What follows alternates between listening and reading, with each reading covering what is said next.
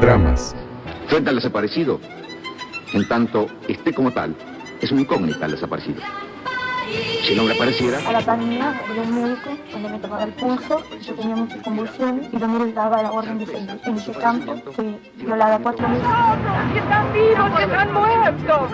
¿Por qué no nos dicen? Si quieren venir, que vengan, les presentaremos batalla. Solo el pueblo debe juzgar lo que el pueblo votó. Dramas. Señores jueces, nunca Con la más. democracia se come. Hemos Con la tenido que democracia se adoptar educa. una medida transitoria de limitación a la extracción de Las dinero en atribuciones que la efectivo. Constitución Nacional me confiere como presidente de la Nación, he declarado el estado de sitio en todo el territorio nacional para asegurar la ley y el orden. Primera vez en esta plaza, el 30 de abril de 1977. Vengo a pedir perdón del Estado Nacional por la vergüenza de haber callado durante 20 años de democracia. Dramas. El matrimonio entre hombre y hombre distorsiona la imagen de lo que es la verdadera familia. Queremos al hombre y a la mujer, porque Dios creó al hombre y a la mujer, no creó a Adán y No Eva. quedarnos ni con odios, ni rencores, ni querer revanchas, sino qué más podemos hacer.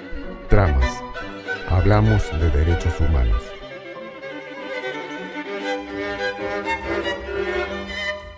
Bienvenidas, bienvenidos, bienvenides a un nuevo encuentro de tramas aquí en Cacán FM. Arrancamos este programa de hoy, con lo que está ocurriendo en Brasil, donde el gobernador de Río de Janeiro, en una acción supuestamente contra el narcoterrorismo, este mote, esta palabra que usa de forma casi permanente el presidente de Estados Unidos, Donald Trump. Decíamos el gobernador, que es Claudio Castro, del riñón de Bolsonaro. Eliminó a juicio, asesinó 132 personas de las favelas y supuestamente de un grupo que se llama Comando Vermelho, y que ha conmocionado al mundo por la magnitud, por la cantidad de muertos y por la brutalidad y la forma en que se los ha expuesto, ¿no? Pues se lo ha puesto en la calle como si fueran como una especie de show, presumiblemente para decir, como diría acá Bullrich, el que las hace las paga, pero es totalmente contrario a todo lo que hablamos mucho en este programa, como son los derechos humanos. Vemos un informe de Página 2, ahí lo vemos. Estas imágenes fueron a primera hora de hoy. Recorren y estremecen el mundo, porque también en el medio se ve cómo familiares de algunos de los fallecidos lloran a sus muertos. Sin dudas estamos hablando de una crisis política muy profunda que se da a un año de las elecciones en Brasil, donde Lula da Silva confirmó que va por la reelección y que políticamente el gobernador de Río de Janeiro, que es un hombre que responde a Bolsonaro, también con intenciones de competir en las presidenciales del año próximo, termina gestando este operativo sin un acuerdo con Lula da Silva, que es el propio presidente de Brasil, que señala que no estaba enterado de este operativo y estaba regresando justamente del exterior cuando todo esto ocurre. En algunos casos para hacer detenciones, pero en otros para matar. Este es el escándalo internacional que evidentemente, Eduardo, lo que está planteando es repensarse si realmente este era el operativo que debía hacerse y de esta manera.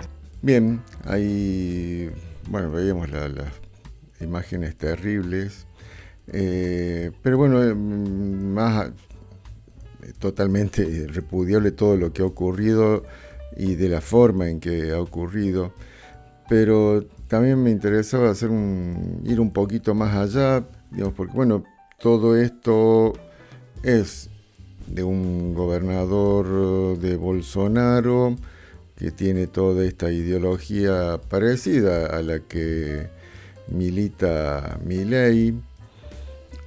Más, digamos, para Milei, Bolsonaro es un héroe, y es un héroe ahora que está detenido. Y todo esto ocurre mientras Lula da Silva estaba en el exterior, que se estuvo reuniendo precisamente con Donald Trump, y donde este gobernador del Río de Janeiro utiliza esta forma de dirigirse a las personas que están ahí, que tampoco son ninguna joyita del Comando Vermelho, pero sí, cuando habla de narcoterrorismo, ahí hay un guiño, digamos, a precisamente a Donald Trump, y me parece que no hay que obviar esto, digamos, de que esto ocurre justo cuando está Lula da Silva reuniéndose con Trump, que esto no fue coordinado con el gobierno federal o el gobierno nacional de Brasil, sino que fue una acción nada más que de este gobernador Claudio Castro de Río de Janeiro, sobre esta favela, sobre estos lugares que están ahí sobre las montañas que rodean a Río de Janeiro, donde están enclavados como una especie de no sé, villa de emergencia, pero enclavada en las mismas montañas. Es complejo esto, digamos, porque, bueno, primero por el asesinato cruel, ¿no? O sea, en vez de ir y suponiendo, digamos, que realmente había una investigación y se podían detectar quiénes son personas que se dedican al tráfico de estupefacientes, deberían haber ido a detenerlos o de buscar la forma que no sea esta, que es el asesinato o el ajusticiamiento, ¿no? Es lo que acá decía también Espert, ¿no? Cárcel o bala, y acá le metieron bala y eliminarlos, y bueno, ahí veíamos la imagen, ¿no? Toda una calle donde están los cuerpos puestos uno al lado del otro, como si fuese, no sé, una exhibición o una feria. Me parece terrible. Hay que ver también que acá no solamente están estos grupos de narcos y toda esta parte, digamos, ilícita, enclavada en estas favelas, sino que también hay una organización paramilitar que es un poco la que respondía a Bolsonaro y que está formada por ex fuerzas armadas, por ex policías, y que parecería, digamos, que todo esto que ha ocurrido ahí en Río de Janeiro responde a el apoyo, digamos, de Castro a estos grupos paramilitares para tomar el control de las favelas, derrotando, digamos, todo ese grupo, digamos, de personas que están marginales, a los del Comando Vermelho, ¿no? Son como que este gobernador ha tomado parte, sin decirlo, y tampoco tenemos demasiadas pruebas sobre esto, pero viéndolo así, digamos, por lo que ocurre en realidad, digamos, dentro de todas estas favelas, esta lucha entre facciones ilícitas viene de hace mucho tiempo, y más parece esto, ¿no? Que Castro se ha decidido a apoyar a estos paramilitares para tener el control efectivo de las favelas, porque bueno, también tiene una intencionalidad política de, bueno, quizás de disputarle la presidencia a Lula da Silva en las próximas elecciones. Uno puede decir, bueno, pero una locura hacer esto y salir a matar gente por una candidatura política, pero bueno, quizás no sea tan loco, viendo también lo que, si no hemos llegado a eso aquí en Argentina, pero están también haciendo cosas terribles, como lo que hace Milei regalándole el país a Donald Trump, ¿no? Digamos, es otro tipo de brutalidad, u otro tipo de decir, bueno, hago lo que sea para mantenerme en el poder. Veremos qué ocurre con esto, qué hace Lula, qué hace Castro. Lula estaba con Trump negociando, bueno, los impuestos, las tasas que le había puesto Donald Trump a las importaciones que venían de Brasil.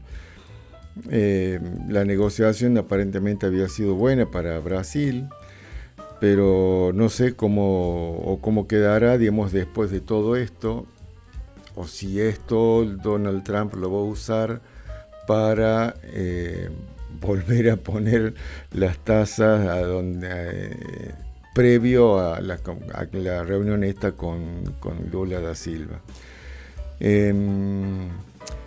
Como sea, es preocupante, sobre todo, digamos, para una ciudad que vive del turismo, una ciudad enorme, y donde el turismo es la fuente de ingresos. También son miles de personas que van a Río de Janeiro para visitar las playas, que son hermosas, y la ciudad también es muy bonita, que tiene mucha actividad cultural.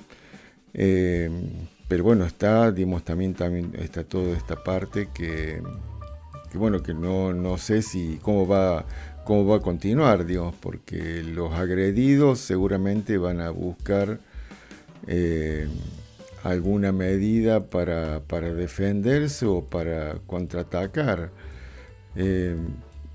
Lo que sería como empezar casi como una guerra interna dentro de Río de Janeiro, y no sé, digamos, hasta dónde puede llegar a escalar esto, ¿no? Digamos, de un país que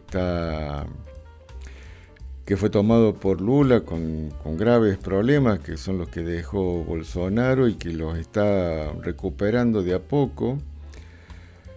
Pero bueno, esto abre una puerta a algo que es impredecible, ¿no? Porque ahí estamos hablando de facciones al margen de la ley, que parece que hay una lucha ahí de poder, y donde el gobernador de Río de Janeiro está apoyando a una de esas facciones por el hecho de que responden a Bolsonaro. Terrible, y esperemos que pronto se pueda solucionar de la mejor manera y de la forma más pacífica, digamos, porque detrás de cada una de estas personas muertas hay familias que pierden a sus seres queridos, más allá de las actividades que desarrollan. Y otro tema que queremos ver aquí en esta apertura son el Día de la Democracia, o el Día de la Recuperación de la Democracia, que se celebra los 30 de octubre. Y para esto queríamos recordar un discurso de Alfonsín, parte de un discurso de este gran orador, ¿no? Creo que Argentina ha tenido algunos grandes oradores, y Alfonsín ha sido uno, Perón otro, Cristina otro, que trae, bueno, aparte de lo que vamos a escuchar, digamos, recuerdos, digamos, porque ahí empezaba, se recuperaba, salía Argentina, nuestro país, de esa terrible noche del terror que fue la dictadura militar y el terrorismo de Estado. Y bueno, ahí era todo ilusión y todo, digamos, lleno de ideales de todo lo que íbamos a hacer, y que, bueno, a 42 años, bueno, empezamos a hacernos preguntas. Vemos lo que decía Alfonsín. Tenemos todos la enorme responsabilidad de asegurar hoy y para los tiempos la democracia y el respeto por la dignidad del hombre en la tierra argentina.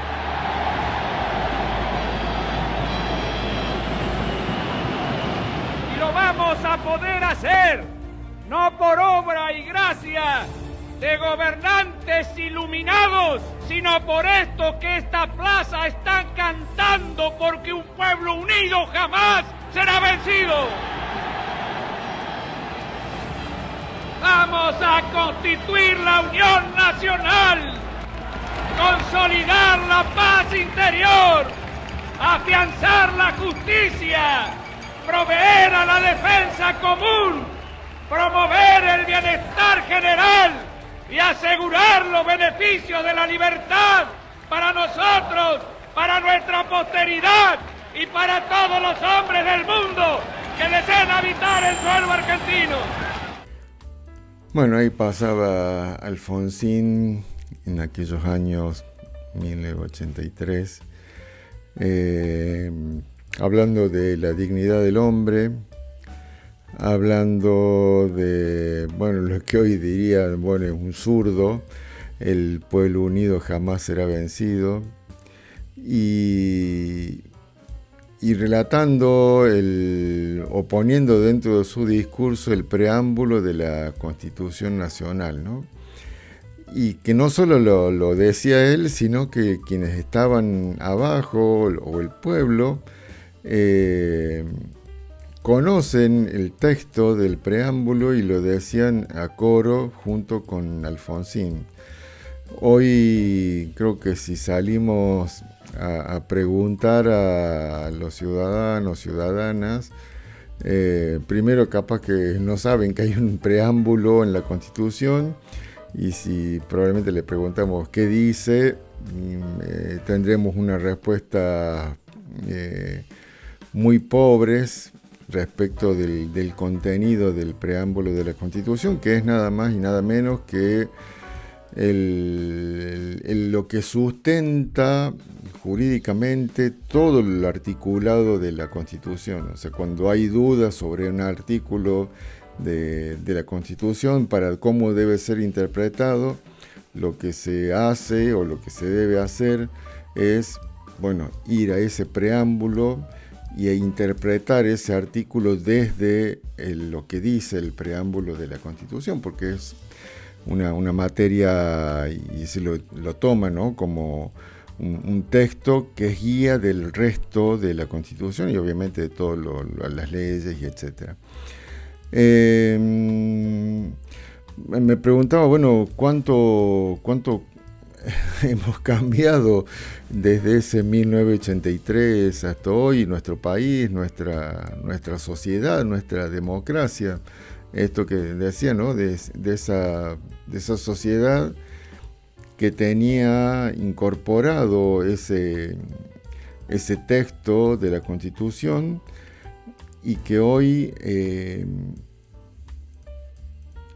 por lo menos está muy, muy diluido, o pocas personas encontraríamos que tengan herramientas y conocimiento para poder hablar de democracia o poder hablar de la Constitución, ¿no? Parece como que todo eso forma parte de un país que ya no existe. Esto que también decía Alfonsín, que con la democracia se coma, se educa, se cura. Hoy, tal como está hoy planteado, parece que es el mercado el que da de comer, el mercado el que educa y el mercado el que ocupa, el que cura. No es el Estado y mucho menos la democracia Recuerdo en una entrevista que le preguntaban a Milei si creía en la democracia y evadía la pregunta, igual que Espert cuando le preguntaban de Fred Machado, ¿no? En ningún momento dijo sí creo o no creo, sino que sale con otras preguntas para, supuestamente, ¿no? Para no decir si realmente cree o no cree, ¿no?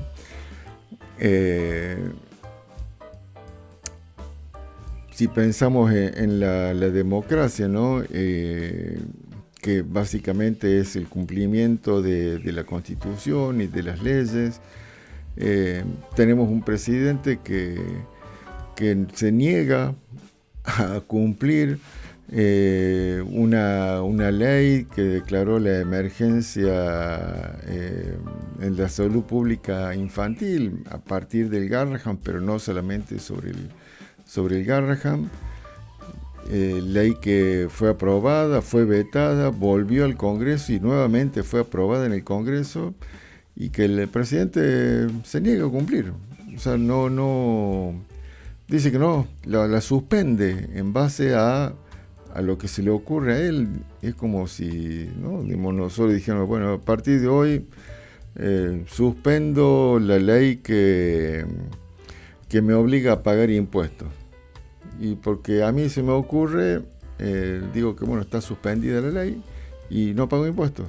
Entonces cuando voy a comprar el pan o cuando voy a comprar, no sé, carne, me dicen que son 100 y yo le digo, no, te voy a pagar 80 o 81 o 19, 79, porque el 21% del IVA no lo voy a pagar. ¿Por qué? Porque a mí se me ocurre que voy a suspender la ley que me obliga a pagar ese impuesto al valor agregado. Obviamente que no lo vamos a poder hacer, digamos, pero eso es lo que está haciendo Milei al suspender, porque a él se le ocurre el cumplimiento de una ley que debería estar haciéndolo ahora, ¿no? Lo mismo está haciendo con la ley de financiamiento universitario, también es lo mismo, es lo que está haciendo con la ley de las personas con discapacidad. Un presidente que escondía y que prefería que se pudran toneladas de comida antes de distribuirla en los comedores, que viene gobernando a través de decretos de necesidad y urgencia que son constitucionales o están contemplados dentro de la Constitución, pero lo está usando para evitar que todo ese debate de normas se haga dentro del Congreso de la Nación, que es el lugar donde se deben sancionar las leyes. Está desconociendo, digamos, de alguna forma, la división de poderes del Poder Ejecutivo, el Legislativo y el Judicial, y arrojándose esas facultades que no las tiene y que están prohibidas que las tenga. Y ni hablar de lo que viene ocurriendo ahora con Donald Trump respecto de la entrega casi del país, ¿no? Al gobierno extranjero, donde no hemos podido saber hasta ahora qué es lo que se negoció para que Estados Unidos decida hacer un swap con Argentina, o para que decida comprar títulos argentinos y para con eso haber evitado, digamos, la semana pasada que volara el dólar, o toda la injerencia que ha tenido el mismo presidente de Estados Unidos diciendo, bueno, que yo voy a ayudar a Argentina si es que Milei gana, y bueno, ya vamos a estar hablando de eso, de cuánto quizás influyó ese mensaje en el voto que tuvo Milei. Bueno, hay como que no solo la sociedad, digamos, ha cambiado, sino que quizás esto que en aquellos años, en el 83, pensábamos o pensábamos que podía brindar la democracia, bueno, hoy podemos decir que parece que con la democracia no alcanza, o por lo menos con esta forma que tiene hoy la democracia no alcanza, digamos, porque vemos cómo se evaden, se sortean, se buscan los pasillos oscuros que tiene la democracia para gobernar como si fuese un reinado, o como si el Ejecutivo tuviera la suma del poder público y imponer su voluntad sobre el resto de los poderes del Estado, ¿no? O como por ahí el Poder Judicial, que debería tener también una voz potente para controlar, parece que se somete siempre, porque no es solamente ahora, se somete siempre a las decisiones o a las lógicas o al pensamiento o los paradigmas que tiene el Poder Ejecutivo, ¿no? Bueno, sin duda un año más o un año menos de esta democracia que supimos conseguir, y que bueno, es complejo, sobre todo, digamos, por lo que viene y de lo que puede venir. Digamos, este país supongo que va a seguir existiendo, a menos que nos convirtamos directamente en una estrellita más en la bandera de Estados Unidos.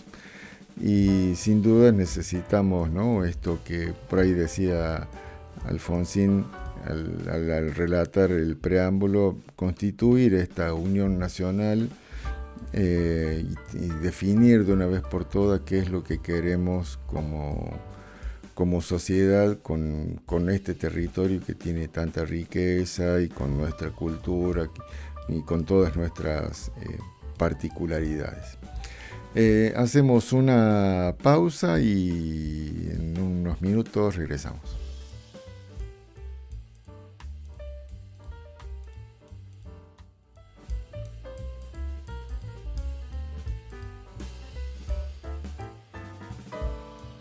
Estamos de regreso en Tramas y bueno, pasaron las elecciones en Argentina y obviamente en Catamarca también, que se vivieron afortunadamente en un clima de bastante tranquilidad. No hubo problemas, no hubo nada raro, la gente fue, votó, todo esto que por ahí se alertaba de estos dos sistemas de votación, por lo menos en la práctica no hubo problemas para la votación, aunque sí hubo una diferencia que me parece que es interesante remarcar en la cantidad de votos nulos, porque se duplicó casi, o aumentó un 50% respecto del 2021, que fue del 1,8 la cantidad de votos nulos,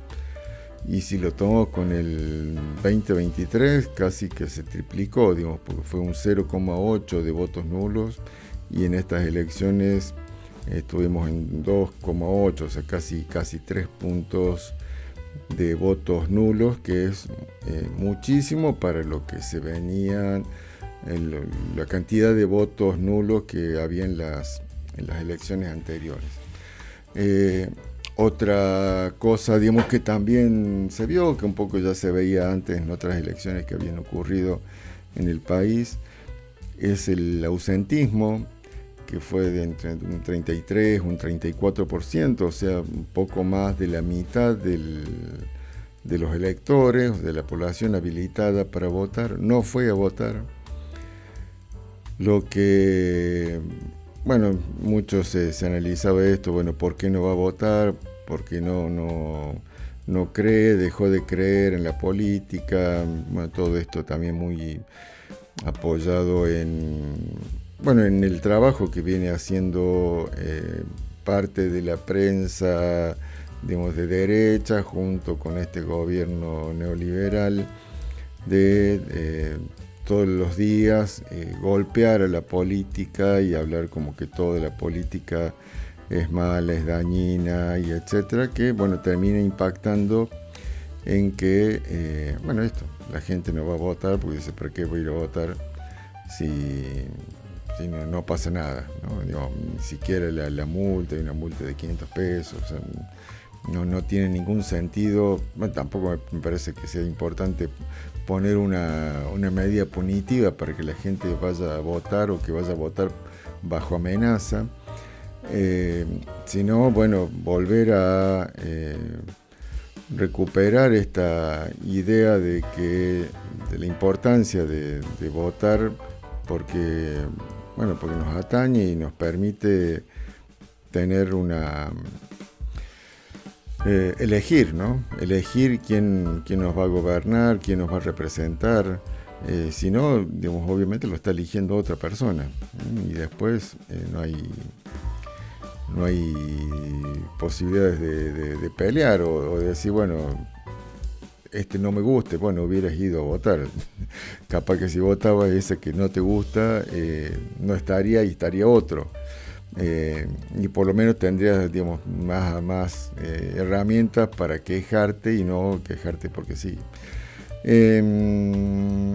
También se estaba produciendo el escrutinio definitivo y en algunos lugares donde en un primer momento había ganado La Libertad Avanza, bueno, se dio vuelta y gana el Frente Patria, como está ocurriendo ahí en La Rioja.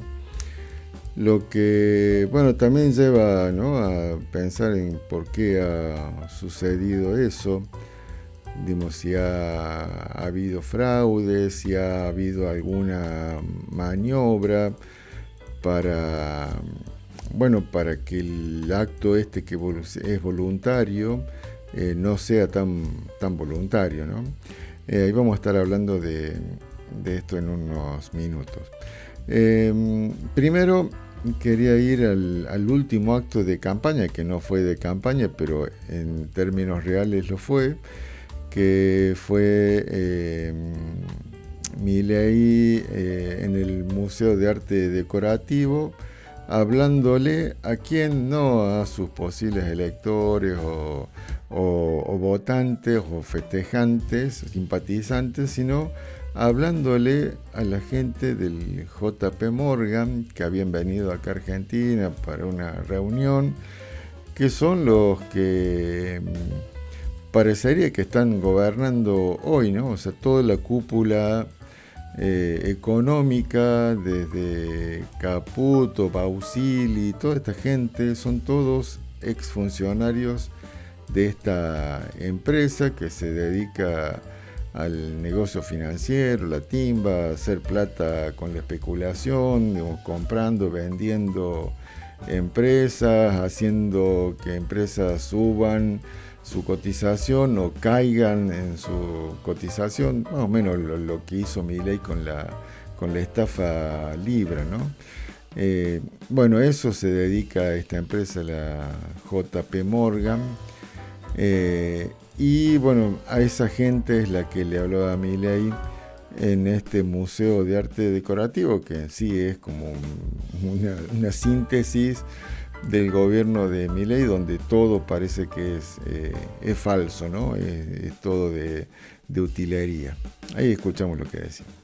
Todos saben, este domingo habrá elecciones legislativas, y nos encontramos en periodo de veda electoral. Por lo tanto, no haré alusión alguna a las mismas durante esta exposición. Hay que cumplir la ley porque en Argentina, en la nueva Argentina, el que las hace las paga. Tras tantas décadas de que el peronismo insistiera con esa retórica pobrista, no solo heredamos una inflación de casi del 250% anual. Bueno, ahí como dicen, 2 doritos después de decir de que no se puede hablar, empieza a hablar precisamente de lo que dijo antes que no se podía. Pero bueno, más allá de esto, bueno, la cuestión era de a quién le hablaba Milei en el último acto público que llevó a cabo antes de las elecciones. Decíamos que no hubo en general problemas. En la experiencia personal, la BUP, la boleta única de papel, es sencillo de realizar el acto, digamos, es muy rápido, muy, entre comillas, fácil, digamos, porque es ir, fijarse uno cuál es el espacio que quiere votar, hacer una cruz, y ahí terminó el acto, ¿no?, de votar. Habría que ver qué pasa cuando, digamos, si se va a utilizar esta misma boleta el año que viene, y supongamos que las provincias también adhieren a que toda la elección se haga con estas boletas. ¿En qué tamaño va a tener esta boleta? Ahora tenía una especie de hoja un poquito más larga que una A4. Pero bueno, en general en las elecciones presidenciales son muchos más espacios políticos los que se presentan. Entonces, digamos, vamos a tener una hoja mucho más ancha, digamos, porque vamos a tener muchas más columnas.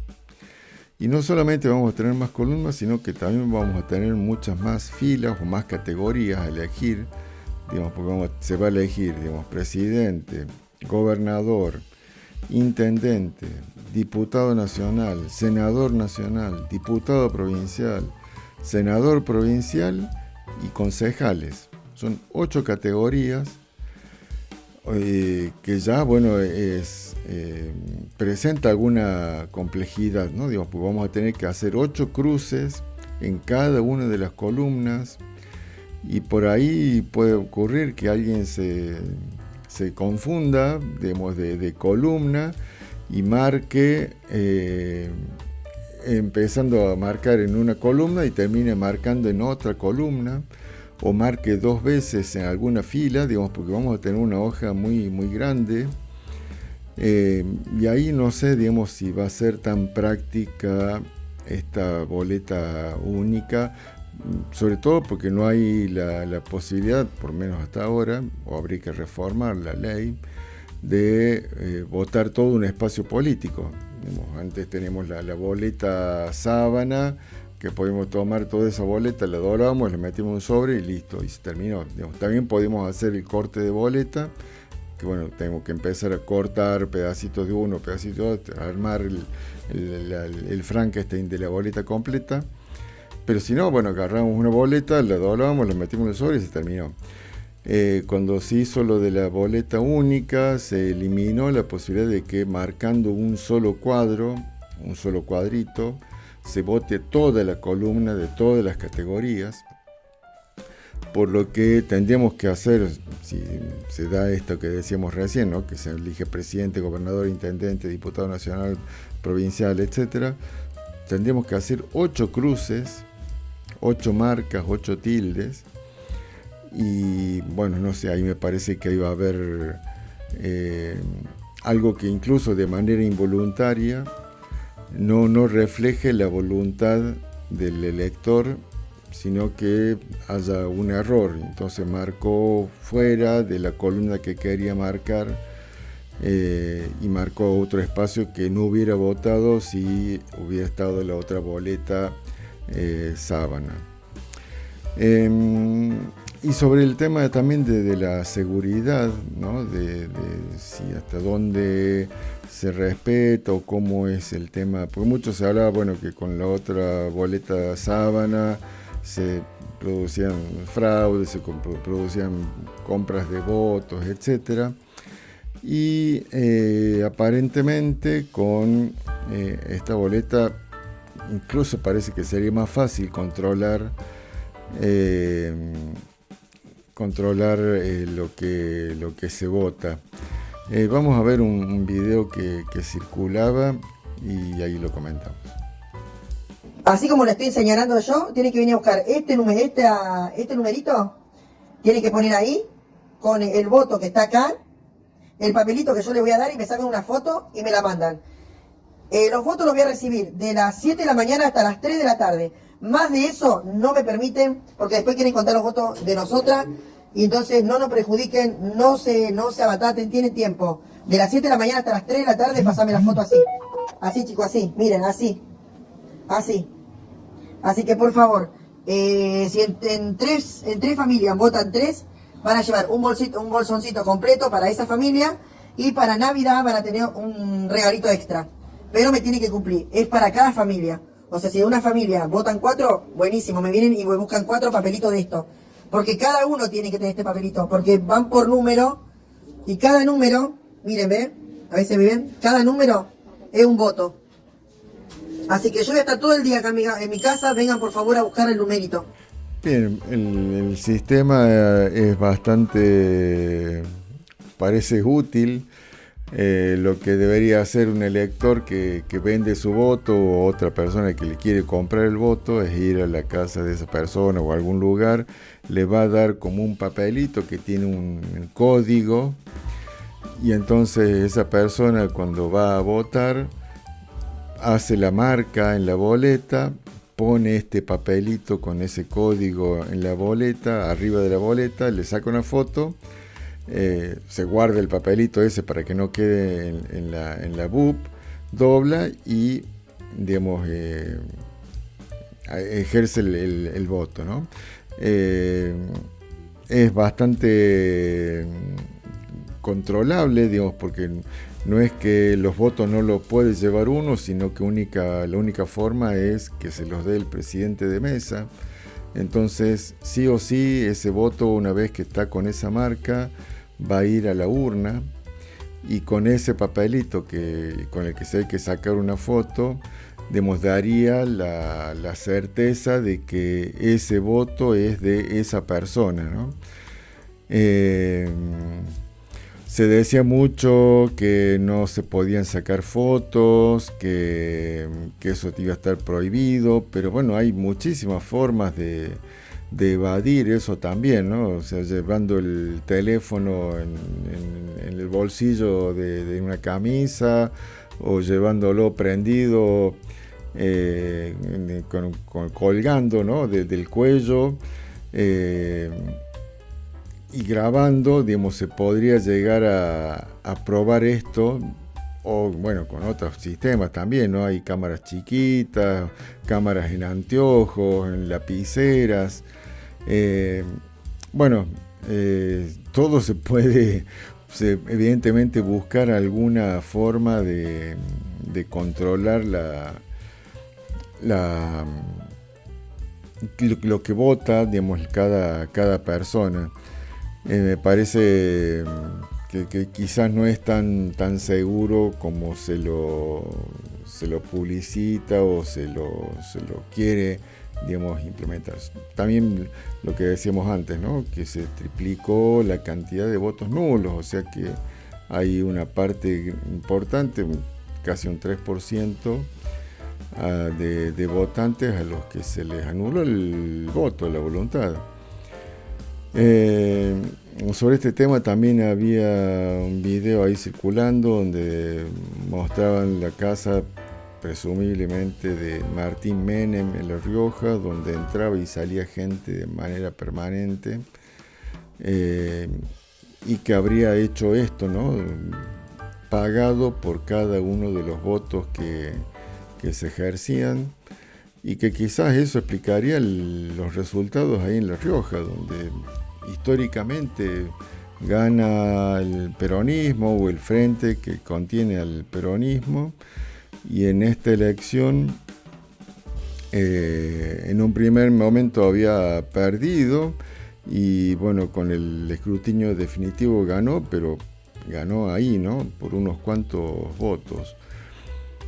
Así que bueno, abre ahí hay una ventana de ver o de revisar realmente cómo ha funcionado, sea para mejorar el sistema, que además es muchísimo más caro que el otro sistema de boleta sábana, ¿no? Es carísimo respecto del otro sistema, o sea, si la idea era de que es más barato, no es así, eso es una gran mentira, es mucho más caro. Y bueno, y si todo esto se hizo, no solo es más caro, sino que no respeta la voluntad de los votantes, ¿no? Bueno, como sea, la Libertad Avanza hizo una gran elección, tuvo un resultado bueno, para el espacio y bueno, y así festejaba Donald Trump. That was a big win in Argentina. I want to congratulate the victor, and he was a big victor, and he had a lot of help from us. He had a lot of help. I gave him an endorsement, very strong endorsement, and it was really unexpected to have a victory of that. Some people thought it would be hard to win. And bueno, ahí estaba contento Trump de que había ganado. Él, supongo, y con el pollo Milei acá en Argentina. Sobre los festejos de Milei me llamó la atención bueno, dos cosas. Uno, el discurso muy calmo, lejos de ese Milei que grita, que insulta.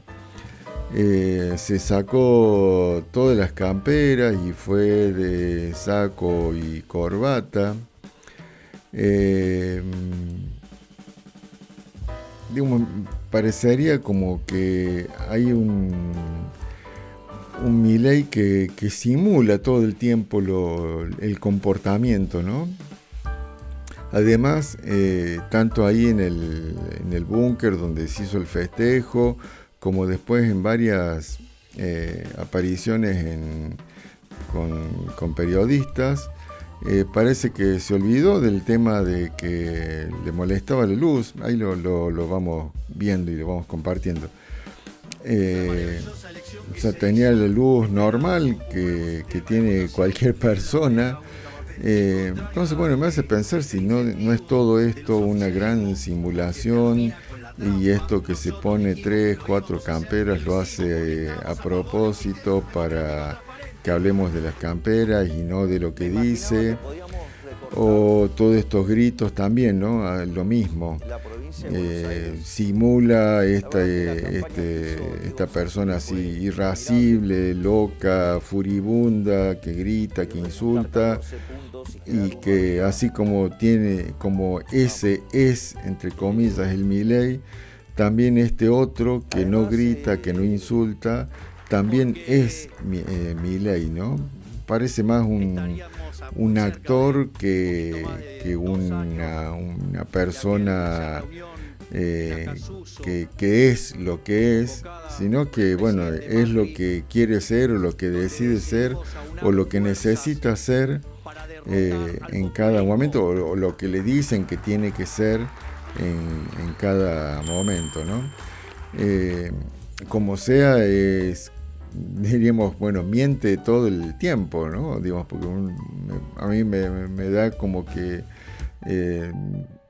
dejo de creer en lo que hace o la forma en que lo hace, incluso de lo que dice, digamos, porque también las contradicciones que viene teniendo son enormes, desde que va a destruir el Banco Central o que va a dolarizar, nada de eso ha hecho. O la gran mentira, ¿no? De que la pelea es contra la casta y, digamos, viene gobernando para beneficiar a la casta, ¿no? Y luego de los resultados en sí, bueno, se escuchó mucho este comentario de cuánto incidió esto que dijo Donald Trump respecto de que la ayuda que le iba a dar Estados Unidos a Argentina dependía del resultado de las elecciones. Y parece que esto es lo que ha impactado en la voluntad de una gran mayoría de los argentinos, que en lugar de elegir la muerte rápida, ha elegido la muerte lenta, ¿no? La muerte rápida hubiera sido votar otra cosa que no sea Milei, que Milei pierda por una gran diferencia y se habría desatado algo que no podemos saber qué es, pero bueno, habría que ver ahí si Estados Unidos entonces retiraba la ayuda y Milei ya no tenía a quién pedirle plata prestada y no le iba a quedar otra que largar todo como viene sosteniendo, ¿no? el valor del dólar. Hubiera sido quizás, ¿no? una estampida cambiaria, como se suele decir, y eso después impactar en la inflación, con suba de precios. Por ahí es difícil dimensionar lo que podría haber ocurrido o qué es lo que cómo hubiera contestado Milei o Caputo a eso. Y además parece que lo que ha elegido una gran parte es esta muerte lenta, que es, seguir sosteniendo que Milei le regale el país a Donald Trump y que Trump venga y poner sus empresas, o que siga comprando títulos y empiece a manejar la cotización del dólar Donald Trump y no la Argentina. Me parece que hay ahí algo que no se vio, o que no se tomó una real dimensión de lo que podía significar esto que dijo Donald Trump, o hasta dónde se hizo público, hasta dónde llegó ese conocimiento por parte de la población, entre otros cientos o miles de factores que pueden haber intercedido para que Milei tenga un triunfo, para mostrar que no ha sido total, pero ha sido sí importante, por lo menos para el espacio político de la Libertad Avanza, porque ha ganado diputados y senadores en todo el país. Entonces, la Cámara de Diputados de la Nación y la Cámara de Senadores, a partir de diciembre propio va a tener personas que van a responder de manera directa a Milei, y por lo menos va a tener personas propias y no va a tener que estar negociando cada uno de los votos con las provincias o con los macristas, ¿no?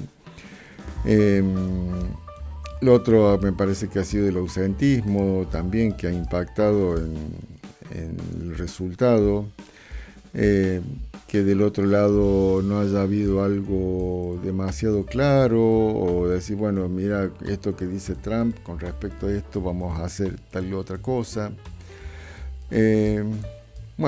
Lo cierto es que es lo que fue, así estamos, y será cuestión de ver cómo se organiza todo para el 2027, que la verdad no falta tanto, y si es que se quiere otro país distinto a este que se está regalando su soberanía a Estados Unidos, medio que hoy había que empezar a ver qué se hace o cómo se vuelve a entusiasmar, ¿no? a la población, incluso a ese tercio que no fue a votar. Hacemos una nueva pausa en Tramas y en unos minutos regresamos.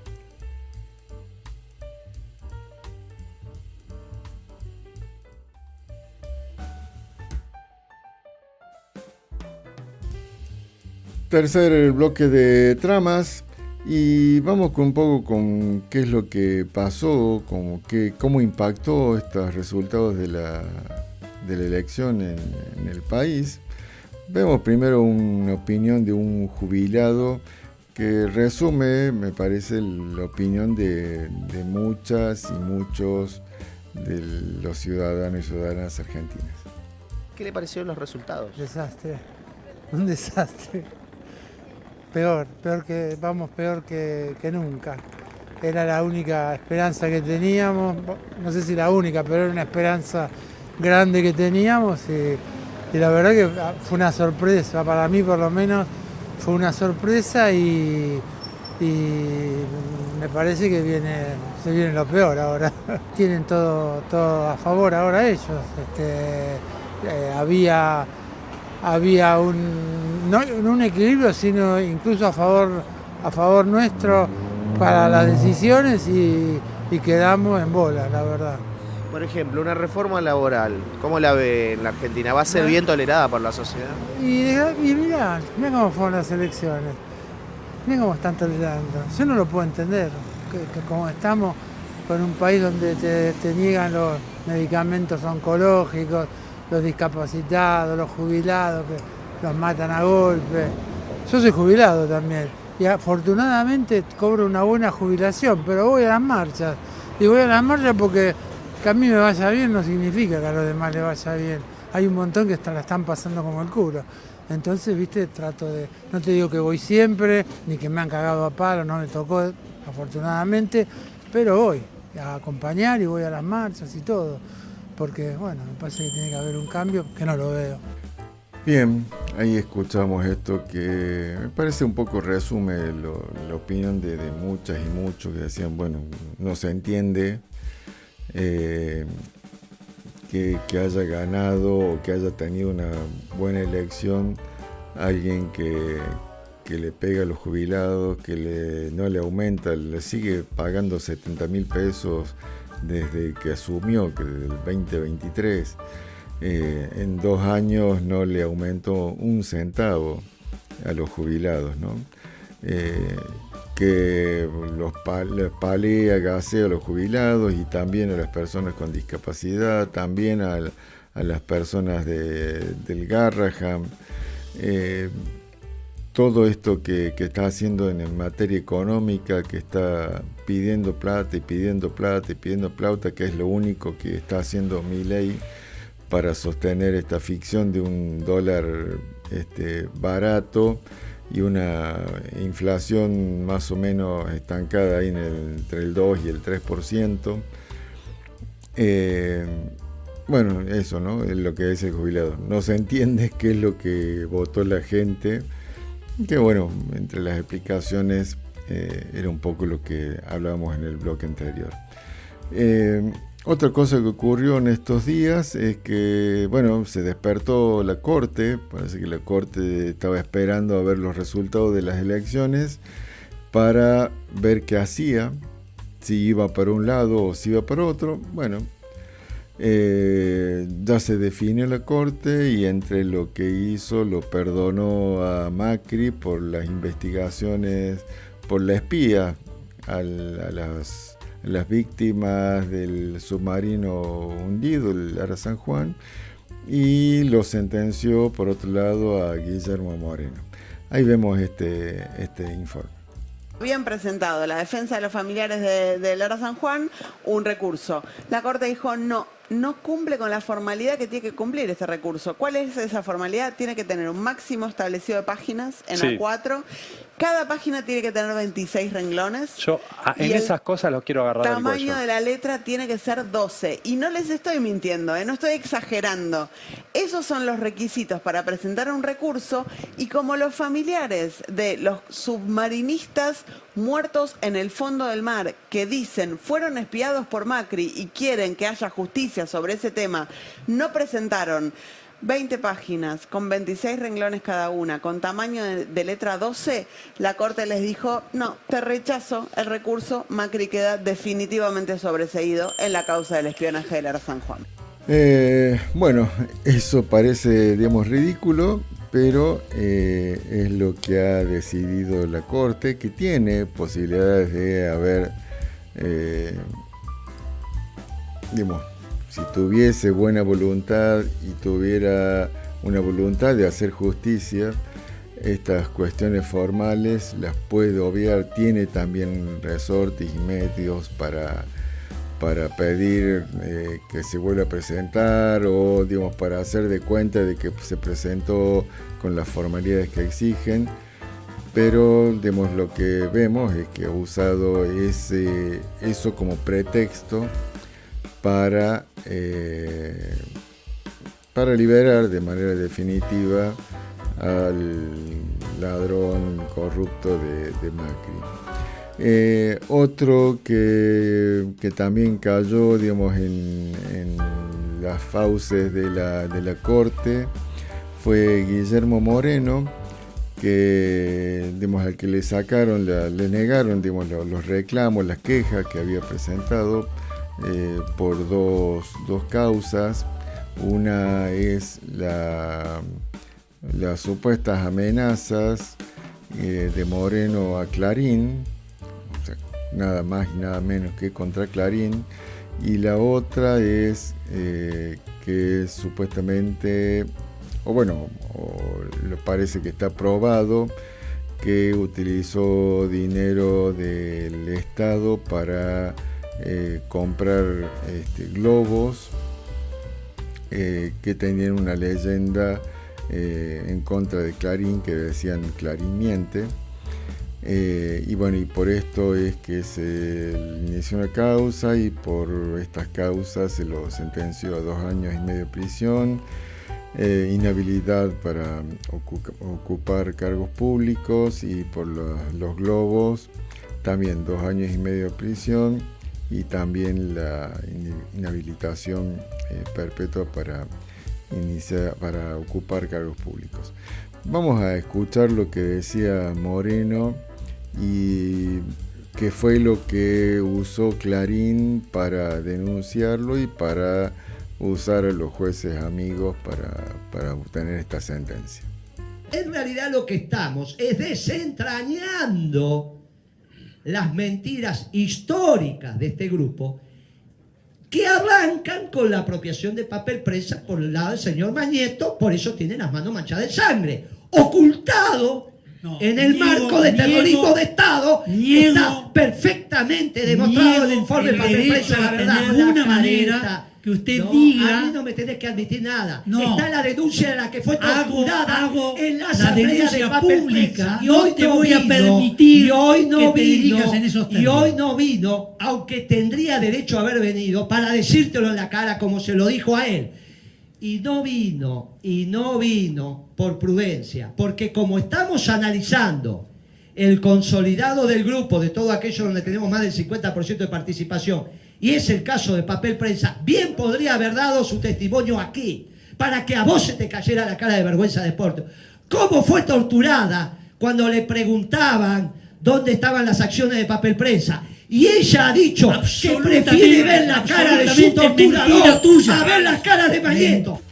Bien, ahí escuchamos a Guillermo Moreno. Todo esto se da en el marco de que el Estado argentino tenía acciones, había comprado acciones del grupo Clarín, y todo esto se da en una asamblea de accionistas o de poseedores de acciones de Clarín, donde se hacen, digamos, todos los años se tiene que evaluar, se aprueban los balances, etcétera. Todo eso como parte de una organización o de una empresa. Y acá es donde, Moreno dice todo esto sobre lo que fue papel prensa, que era una empresa privada y que, pasa a manos del grupo Clarín a través de torturas, todo esto dentro de la dictadura militar y el terrorismo de Estado, y etcétera. Otro de los cambios que se vienen, de la reforma laboral, que vamos a hablar de eso la semana que viene, pero antes de eso ya parece que viene algo más simple, que es desarmar el ANMAT, o sea, la organización argentina que controla los materiales, que controla los medicamentos. Y lo que están queriendo hacer, o van a llevar adelante, si es que ahora tienen todas estas cantidad de legisladores para que levanten la mano o voten sin preguntar nada, ¿no? Así como este tronco o este termo. Y lo que quieren hacer es, en vez de actuar de manera preventiva, pasar a funcionar como un lugar de castigo, ¿no? O sea, que únicamente va a actuar después de que alguien se murió por comer o ingerir un medicamento, ¿no? No va a actuar de manera preventiva para evitar que esa persona no se muera, sino que va a castigar a una empresa si es que esa persona se murió por ingerir algún medicamento o usar un termo que ese termo tiene algo de material o de algún mineral que es nocivo, va a actuar después y no de manera preventiva. Ahí lo escuchamos. Lo que va a ocurrir ahora para muchos productos, desde dentífricos hasta productos dominisanitarios, es que el control se va a hacer ex post, como en Estados Unidos. En Estados Unidos ocurre lo siguiente. Un producto sale al mercado, producto de venta libre, el gobierno no regula la aparición en el mercado de ese producto, pero sí regula los efectos que puede tener sobre la población, de tal modo que si hay alguna denuncia posterior, retira del mercado o reduce la distribución de ese producto eventualmente. Bueno, esto es lo que decíamos, ¿no? O sea, de actuar de manera preventiva, va a pasar a actuar de manera punitiva. Y vamos a ver, digamos, porque si este gobierno viene apoyando a las empresas, digamos, lo que va a hacer es que la persona se va a morir por un medicamento que el ANMAT no controló, porque le sacaron la facultad de controlar, y después habrá que probar que esa persona falleció por ese medicamento, de esa partida, de esa empresa, y eso va a llevar muchísimo tiempo y muchísimo dinero que muchas personas no tienen para hacer frente a estos juicios, a estas demandas judiciales. Y entonces, bueno, es como que nada, te vas a morir y a llorar al campito, ¿no? Digamos, porque no vas a tener forma de que estas empresas que son multimillonarias, ¿no? Imaginen, ¿no? La empresa esta con la que Karina se queda el 3%. ¿Cuánta seguridad podemos llegar a tener de que si hacemos un reclamo por un familiar fallecido o que quedó con alguna lesión permanente, vaya a ser resarcido por estas empresas, porque el ANMAT no se le sacó la facultad de revisar antes de que sean liberados, o de revisar o de actuar de manera preventiva. Otro de los cambios que vienen parece que va a ser la reforma del Código Penal. Hay como un proyecto de Patricia Bullrich, y ahí escuchamos lo que decía. O por ejemplo el robo de un celular, el robo de una cartera. Bueno, te robaron una cartera, jorobate. No, 12 años preso. Si robas. Te robas una cartera, 12 años preso. 12 años preso. Te robas un celular, 12 años preso. Basta de robarle a la gente su propiedad, lo que se gana, el dinero que se gana, el teléfono celular que le cuesta un montón. Basta de un motochorro, agravamiento por ir con una moto, tirar a una persona al piso. No, es un código fuerte. El 87% de los delitos no tienen, es decir, no son escarcelables. Bien, ahí Bullrich en modo cárcel o bala, diciendo que bueno, va a impulsar la reforma del Código Penal y que si te roba una cartera te vas a tener 12 años de cárcel. Le saca lógica a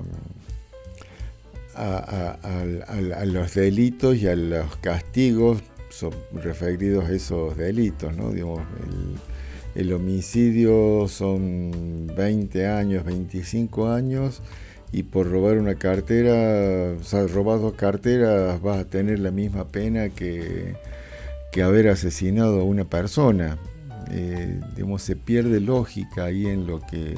Esto no quiere decir que esté bien robar carteras o que uno quiere que la gente ande robando carteras. Me refiero a la lógica que tiene que haber en las medidas punitivas, o sea, los castigos, respecto de las acciones. Digamos, ¿cuál sería el castigo para lo que se dice, ¿no? Que Patricia Bull recibió dinero del narcotráfico y que lo niega permanentemente? 100 años, eso debería ser. Y bueno, y aparte digamos, todo el tema de probarlo y de cómo viene funcionando la Corte, lo que veíamos recién, ¿no? Que esperó a ver los resultados de las elecciones y según cómo salieron, ahí liberó los fallos que seguramente ya los tenían escritos, estaban esperando a ver cómo salían y según eso ponían un fallo o el otro o seguían ahí guardándolos para alguna oportunidad sacarlos. Y otro de lo que se viene, bueno, son las privatizaciones. Ahí escuchamos a lo que preguntaba Julia Estrada. Hay empresas que dan ganancia y ustedes proponen venderlas. A usted le generan ganancia porque van al tesoro, digo, a usted le reportan ingresos como el que maneja la caja de los argentinos. Ejemplo, Nucleoeléctrica Argentina ha generado en lo que va del 2025 un resultado financiero positivo de 74.900 millones. Yo lo único que le pido es que me lo confirme. ¿Me lo confirma o me lo niega? Porque yo lo que veo es que usted le da plata. No entiendo por qué vender Nucleoeléctrica Argentina sería un negocio para el Estado. Incluso Camesa le adeuda plata a Nucleoeléctrica Argentina, con lo cual hasta le daría mejor el resultado a NASA. Otra empresa que da superávit ahora, en este 2024, AISA. Y ustedes la piensan vender. Digo, a usted le dio un resultado financiero positivo de 275.000 millones. Y proyectan en el 2025 26.000 millones. En AISA. ¿Me confirma si este dato es real y cuál sería entonces el sentido económico de su venta? Intercargo, que también la quieren vender. Fíjense, al 2025 ya lleva 10.000 millones de resultado financiero positivo y 0%, 0 pesos, es lo mismo, de transferencias corrientes. También me gustaría, me confirme, ¿le está pasando plata a Nucleoeléctrica? ¿Le está pasando plata a AISA? ¿Le está pasando plata a Intercargo? A los argentinos, ¿nos están costando esas empresas? Porque los números que usted tiene publicados dicen que no.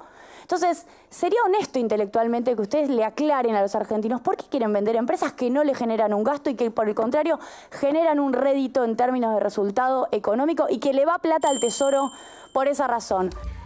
El argumento de las privatizaciones siempre es de que generan gasto, ¿no?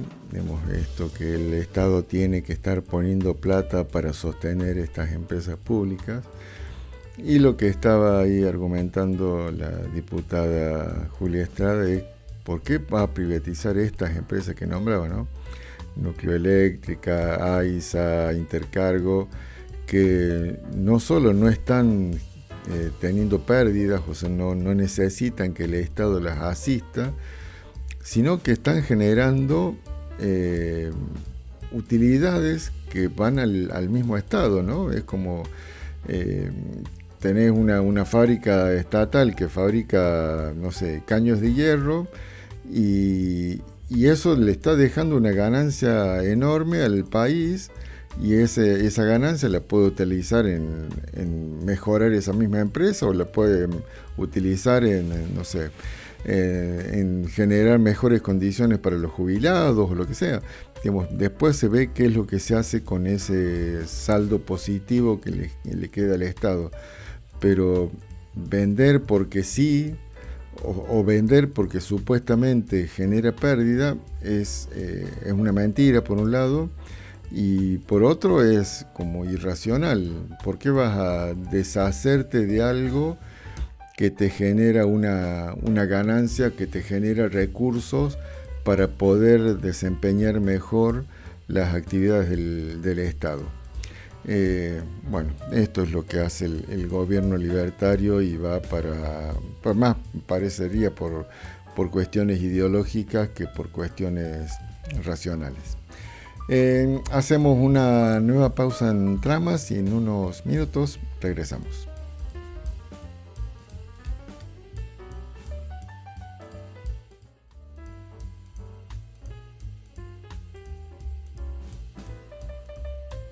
Último bloque de Tramas aquí en Cacán FM y bueno, en estas elecciones aquí en Catamarca la Alianza Fuerza Patria logró un resultado importante, contundente, ganó por un buen margen de votos dentro de lo que decíamos, ¿no? De un tercio que no fue a votar y todas estas cuestiones también que se han visto aquí respecto de los votos nulos y etcétera, pero bueno, ha habido ahí casi unos 15, 20 puntos de diferencia entre entre las distintas categorías, ¿no?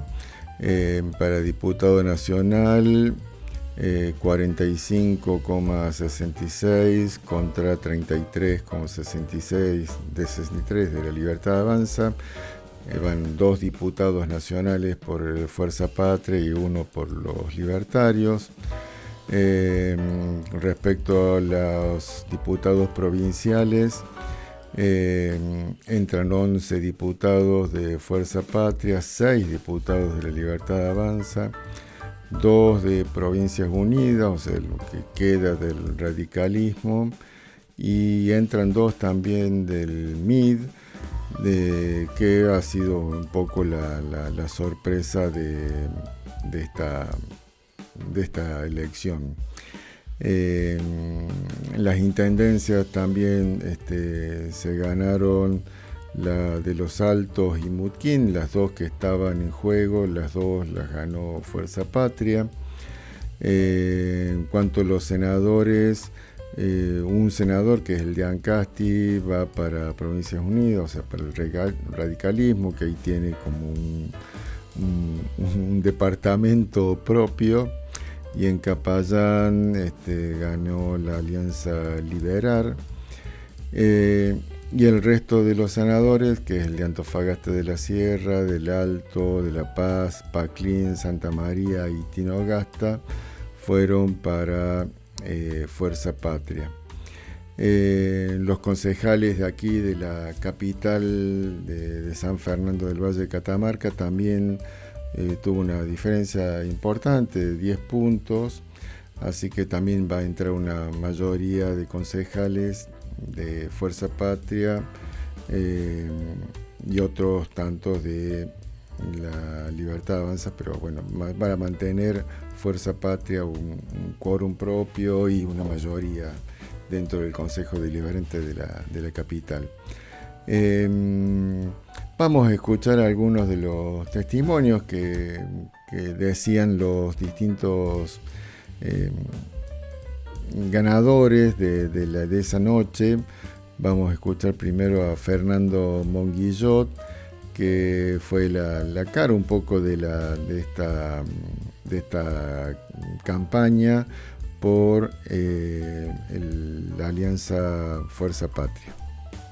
Quiero agradecer a cada catamarqueño, a cada catamarqueña que hoy fue a votar, independientemente si lo eligió o no. Agradezco profundamente al pueblo catamarqueño que se volcó a las urnas y dio un claro mensaje. Quiero agradecer profundamente a nuestra fuerza política, al liderazgo de Raúl, al liderazgo de Lucía, especialmente al liderazgo de nuestro querido intendente Gustavo Sadi,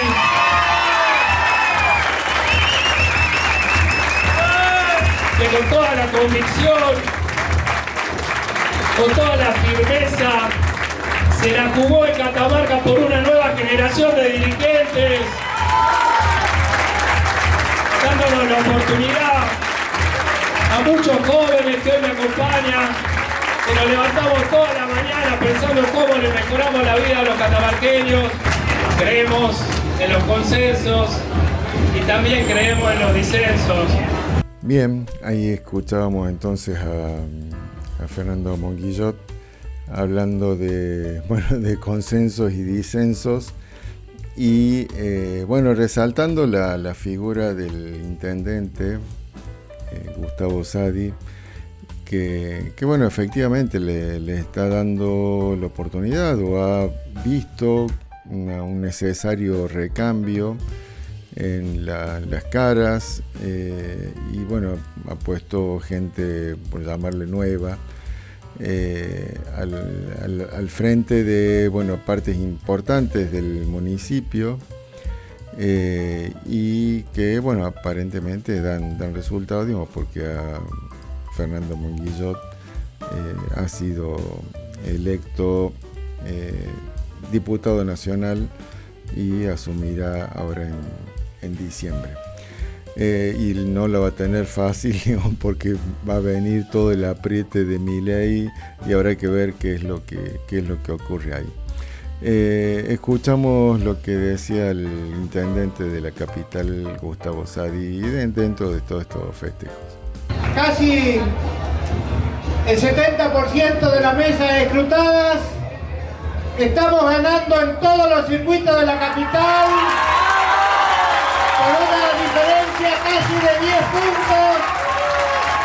Fernando, Calvito, María, Juan Pablo, ahí lo veo Facundo, la doctora María de los Ángeles, Beto Natera, el compañero Gustavo Aguirre,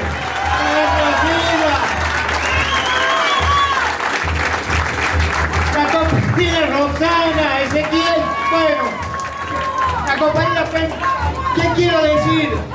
Una nueva generación de dirigentes que la verdad nos sentimos orgullosos de la campaña que hicieron con propuestas, sin agredir absolutamente a nadie. Esto demuestra que nuestro frente electoral tiene renovación y eso es muy importante. Bien, ahí también resaltaba, ¿no?, el intendente de la capital la importancia de formar nuevos cuadros políticos dentro de una juventud o más o menos juventud para tener un recambio y tener otras propuestas u otras miradas, ¿no?, sobre la realidad para ver cómo se afrontan, cómo se dan soluciones a los problemas de las y los catamarqueños. Escuchamos ahora lo que decía el gobernador Raúl Jalil. La actividad privada, haciendo vivienda, ayudando a cada uno. Muchas gracias al pueblo del Tolar, que ningún privado iba a llegar, llegó el Estado con el intendente y hoy el pueblo del Tolar reconoció ese trabajo. Y al pueblo también de Catamarca, gracias por ser reconocido a este espacio político, que nunca hace una denuncia penal, que siempre está dispuesto a dialogar y a consensuar, defendiendo los derechos de los catamarqueños. Bien, ahí resaltaba el gobernador las obras, que me parece que no es menor, ¿no? Digamos, porque en esto de que creo que no sé por qué no se ha hablado tanto, porque es un diferencial, ¿no? Digamos, el gobierno nacional no ha puesto un clavo en la Argentina, lo único que ha hecho es pedir plata prestada, pero no ha hecho una sola obra. Es más, digamos, no solo que no ha hecho, sino que ni siquiera está manteniendo las obras que había antes, como las rutas, porque todo eso se está destruyendo y nadie las arregla porque el gobierno nacional decide que no va a poner plata ahí.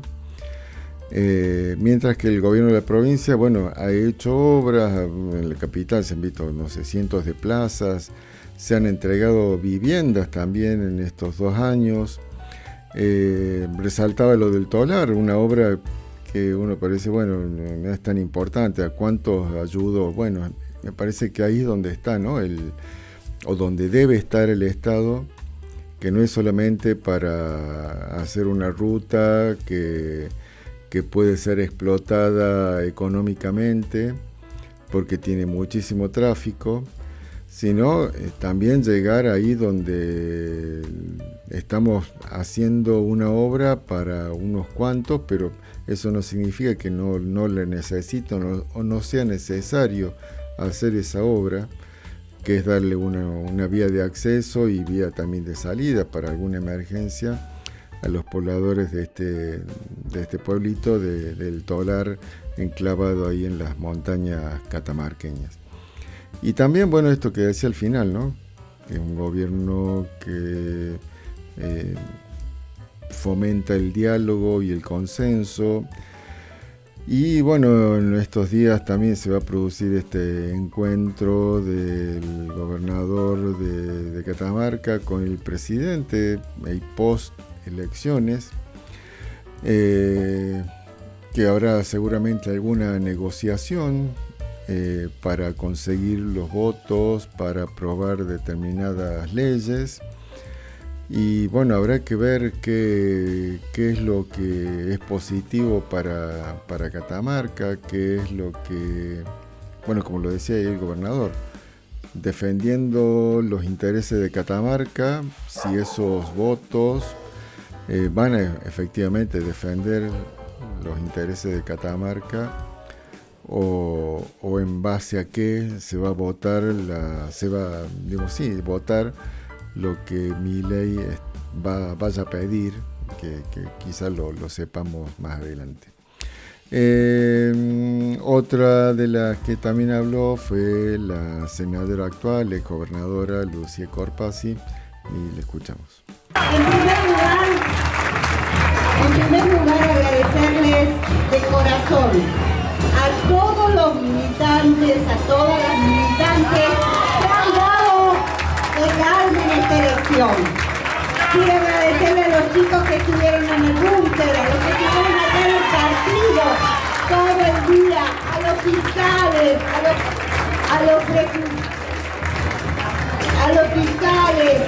a los encargados de escuela. Acá somos un equipo, desde el gobernador hasta el último de los militantes, desde el intendente hasta el último de sus militantes, todos juntos, y así vamos a sostener esta hermosa realidad que tenemos. Muchas gracias a todos. Bien, ahí pasaba la senadora y exgobernadora Lucía Corpazzi.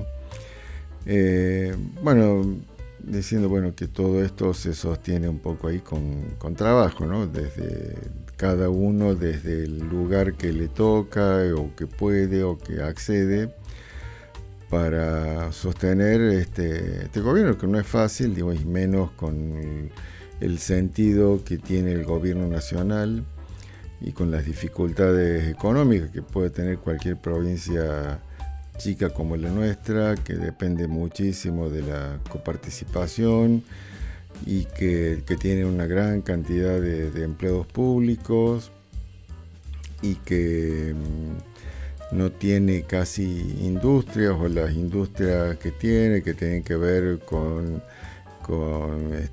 la confección, digamos, de ropa o de telas. Hoy está atacada por el gobierno nacional por la apertura indiscriminada de las importaciones, y bueno, se empiezan a cerrar empresas porque la actividad se vuelve antieconómica. Es más fácil y más barato importar que ponerse a fabricar. Y queda la minería, y la minería es una actividad más, pero no es una actividad que va a salvar a toda la provincia.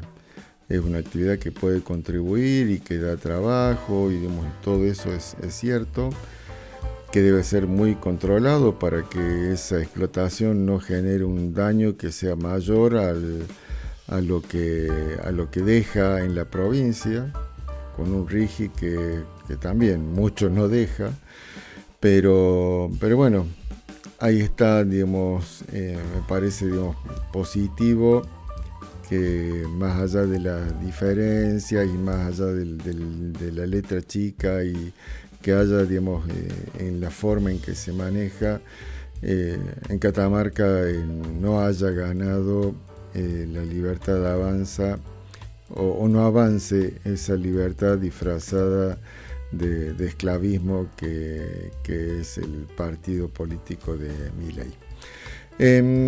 Hasta aquí Tramas de hoy. Nos vamos y nos encontramos la semana que viene. Chao, chao.